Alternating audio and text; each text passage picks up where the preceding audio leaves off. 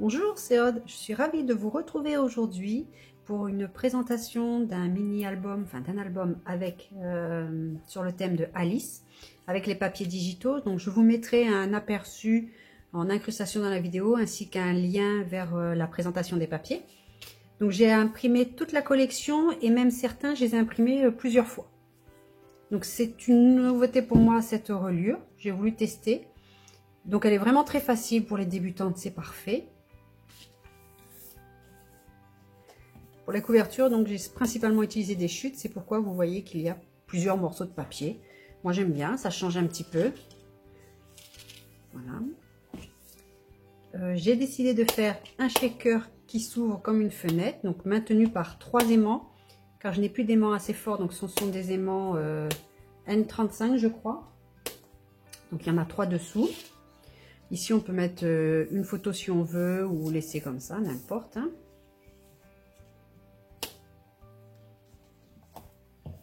Quand on ouvre, alors on a de ce côté sa coulisse et on a des emplacements photos ou autres.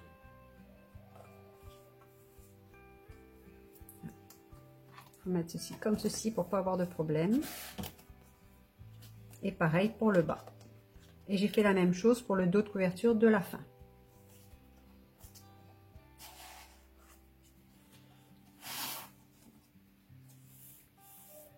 Donc là, j'ai fait un onglet rotatif exactement comme j'avais fait dans le folio Alice.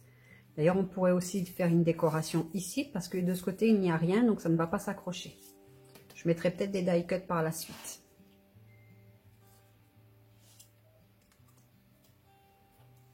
Donc ici, une pochette avec une enveloppe de la collection aussi. Donc c'était le pack enveloppe. De ce côté, c'est pareil, c'est une pochette. Et là, c'est avec du foil, donc c'est le pack foil. Donc le contour, le cadre est en foil et le reste, c'est une image. Ici, c'est une cascade à poussoir.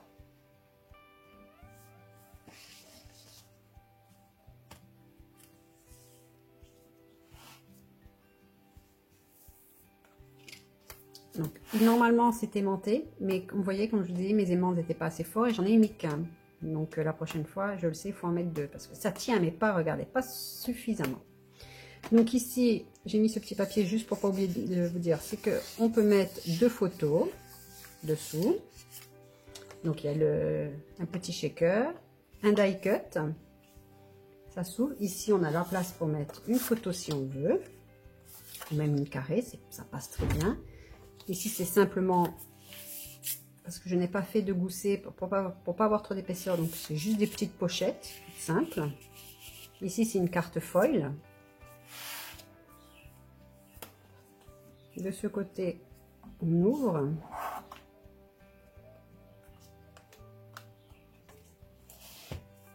Bon, je ne sais pas si vous allez bien voir, j'espère. Donc, on peut ouvrir comme ceci. Je vais mettre comme ça.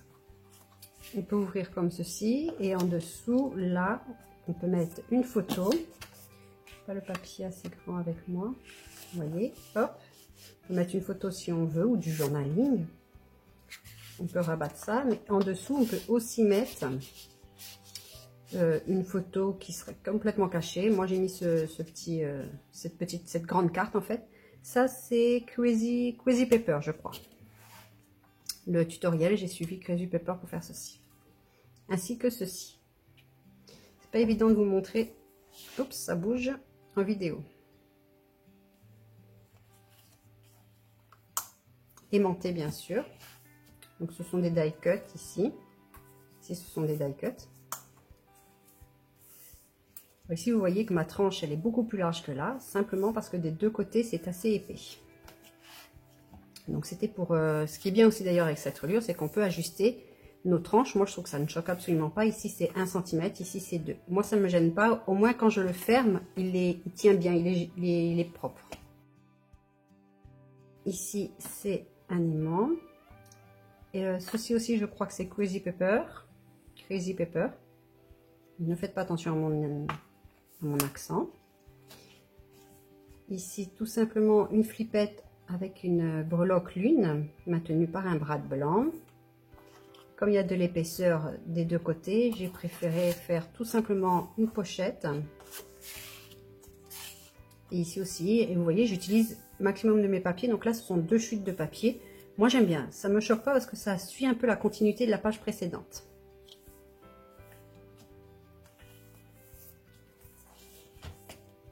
Alors ici, j'ai fait une petite bêtise. Donc, il y a des aimants. Donc, comme j'ai dit, ils sont pas assez forts non plus. Hein, j'en ai plus. Ici, donc, vous voyez, pareil, chute de papier. Parce que celle-ci était trop petite. Donc, j'ai mis une chute de papier. Donc là, des emplacements photos. Il ne faut pas mettre d'épaisseur car là, j'ai fait, je ne sais plus qui avait proposé ça. J'ai eu du mal à trouver le système, mais j'ai réussi à le faire. D'ailleurs, si vous trouvez quelqu'un qui a fait le tuto, n'hésitez pas à le mettre en vidéo, enfin en commentaire sous la vidéo, parce que moi, j'ai pas eu de tuto et j'ai eu du mal à trouver comment faire. Ici, j'ai rajouté ça par la suite. C'est juste un petit emplacement photo. On peut en mettre 2 parce que là, j'ai mis une carte design. Car là, j'ai de l'épaisseur, j'ai du vide en fait. J'aurais pu en mettre aussi ici pour récupérer la hauteur qu'il y a 1 centimètre. Alors, ceci s'ouvre. J'ai aimanté ici. J'ai aimanté ici. Et ça s'ouvre comme ceci. Donc, c'est simplement un carrousel.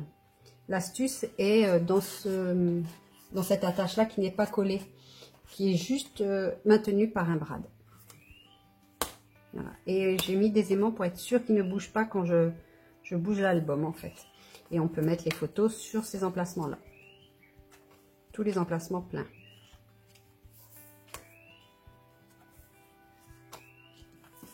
Et à la fin, c'est comme le début, je vous ai dit, c'est simplement maintenu par... c'est les cartes, je sais pas, ça s'appelle les cartes poussoirs, je crois, qui permettent de faire en coulisses pour voir en dessous ce qui se passe.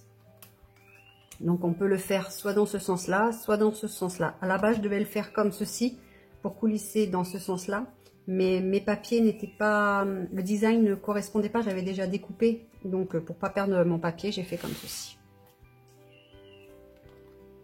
Et plein d'emplacements photos, on peut mettre bien sûr 2 petites, une comme ça si on veut, on peut mettre autant de photos que l'on veut en fonction de la taille en fait. Je crois que c'est 9,5, 10 ici que j'ai fait. Voilà. Et en fait ceci c'est comme l'onglet rotatif, ça permet de maintenir fermé mes petits rabats en fait. Alors l'album en lui-même il fait 22 par 22 avec une tranche je crois de 6 cm. 5 cm à peu près, oui 5 cm. Elle fait un peu plus grande parce qu'évidemment quand on colle le papier, on laisse de l'espace entre les cartonnettes. C'est de la cartonnette 2 mm que j'ai utilisée.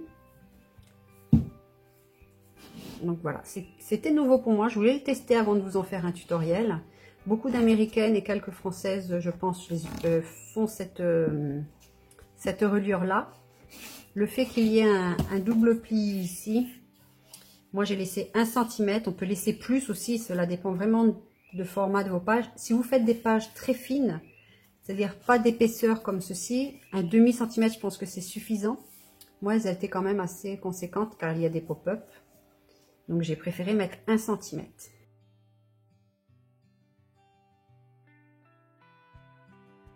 J'espère que cet album vous aura plu. Si c'est le cas, n'hésitez pas à laisser un petit commentaire, à mettre un like et à partager. N'oubliez pas de vous abonner aussi si vous aimez. Bonne journée à vous. Bye, à bientôt.